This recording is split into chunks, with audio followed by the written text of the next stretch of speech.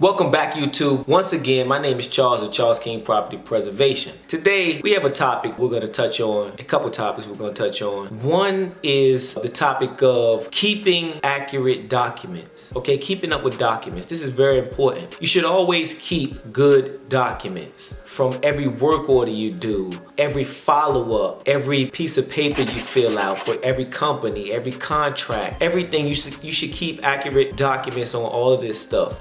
Me personally, I keep a file on everything. Any work order that I have ever done, I have a paper copy of that work order. Any work order that I've ever done, I have it backed up on a hard drive. And we continuously do backups on hard drive. We do it weekly. We used to do it monthly, now we do it weekly. So we have it on paper and we also have it on hard drive, and we have a second hard drive. Okay, when we used to do it weekly, we did it one time. Okay, I'm sorry, when we did it monthly, we did it one time. Now we do it weekly, and then when the month comes, we back it all up again, so that's stored somewhere different. Okay, and that's very important. It's also very important to keep accurate documentation and to save all photos of every property you've ever been at every time you go there. This is very important. Now, there isn't a work order that I've done that I don't have the photos of me being there when I did the job. Every single one I have. Okay, and that's very important, because if someone says that a photo wasn't taken or that they didn't see something in a photo that you took, you could always refer back to the photos that you took and say, hey, okay, I did take this photo. It's number such and such and such on work order such and such. Okay, and that's very important, and it could save you a trip back out to a property, or it could save you a headache, like a charge back. Okay, it could save you someone telling you that something wasn't there at a property that you know was there when you were there. You can revert back to a photo that you had with the date on it, okay, and saying this was there on that date, and it will go ahead and wipe away that accusation. Or there could be something that wasn't there, and you had the photo showing that it wasn't there, but they were saying that it was there when you were there, and you can show that it wasn't there when you were there. That's why that's very, very important for you to for you guys to keep up with.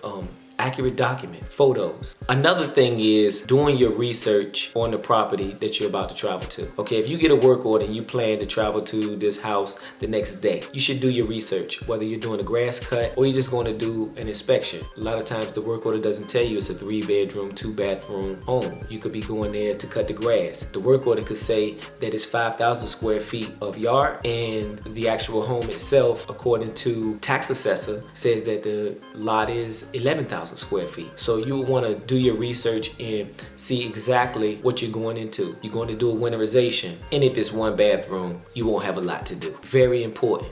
Do your research. A lot of times I get a work order and the work order doesn't state that the property that I'm supposed to go to is a vacant lot.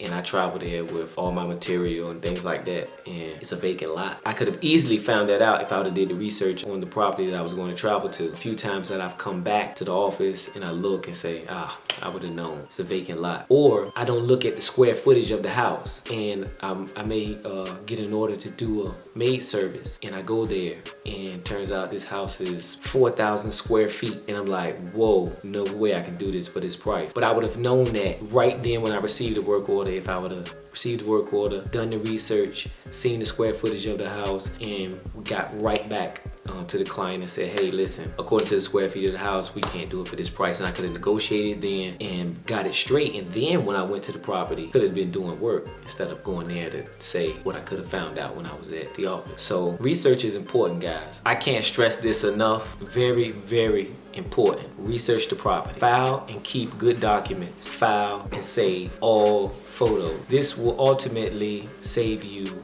money, will save you time, and will save you a headache. Okay, please guys, follow these simple steps, and these steps will help you as they have helped me once I discovered. Once again, as always, my name is Charles of Charles King Property Preservation. I'd like to thank y'all for watching. Thank y'all for tuning in. Till next time.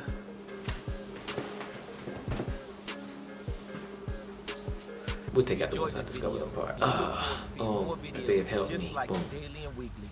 Coffee. I ain't really had much a lot to do today. Facebook peeps.